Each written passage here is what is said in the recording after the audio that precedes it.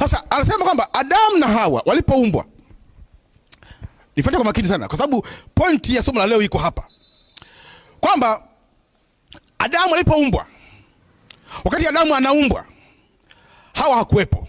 Tuko wote. Wakati Hawa anaumbwa, Adamu ameshamu, lakini Adamu hakuwepo. Alikuwa wapi? Alikuwa usingizini. Kwa katika hawa wawili hakuna aliyeshuhudia mwenzake akiumbwa. Wakati Adamu anaumbwa, Hawa hakuwepo. Mungu akamuumba, akamkamilisha mwili, bado ni umbo tu liko hapo. Biblia inasema akaweka mdomo wake kwa pua zake, akampulizia pumzi ya uhai, Adamu akawa nafsi hai. Hawa hayupo. Adamu akaamka. Cha kwanza ambacho Adamu aliona ni nini? Mungu. Cha kwanza kukiona mbele yake ni Mungu aliyemuumba. Anasema wakazungumza na muumba wake.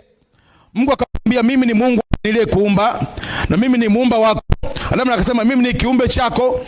Anasema wakajenga uhusiano, intimacy, urafiki, ukaribu, wakajenga mapenzi ya Mungu na Adamu. Adamu akakiri kwamba wewe ni Mungu wangu na muumba wangu. Wakala kiapo yeye na Mungu wake. Hawa hayupo. Baadaye Mungu alipompa usingizi Adamu, ndipo akatoa ubavu wake. Biblia inasema kwamba ule ubavu si Mungu alienda nao wapi? Maana anasema baadaye ndipo alimleta kwa Adamu. Mungu akakaa akaanza kuumba mwanamke. Adamu hayupo. Akaumba kama mwanamke kazuri kabinti original kwa kwanza. Ukabakia akatokea umbo hapo bado haijawa na pumzi. Mungu akaweka mdomo kwa pua za kenyewe, akakapulizia pumzi, kakawa nafsi hai. Hawa alipofumbua macho, cha kwanza kuona aliona Mungu. Wakajenga uhusiano na Mungu. Adamu hayupo. Kamwambia, mimi ni Mungu wako, muumba wako. Yule akasema, wewe ni Mungu wangu na muumbaji wangu. Akamsujudia.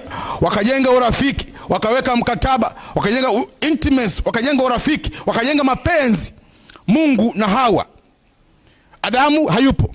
Ndipo sasa Mungu sasa akawaita sasa Adamu ambaye ameshaunganishwa na Mungu na Hawa ambaye ameshaunganishwa na Mungu. Ndipo sasa akawakutanisha, sasa akawafungia ndoa.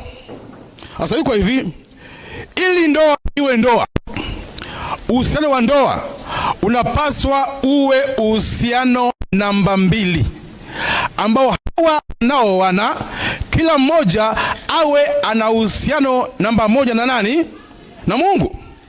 Ogopa kuolewa na mwanamume ambaye hana uhusiano namba 1 na nani?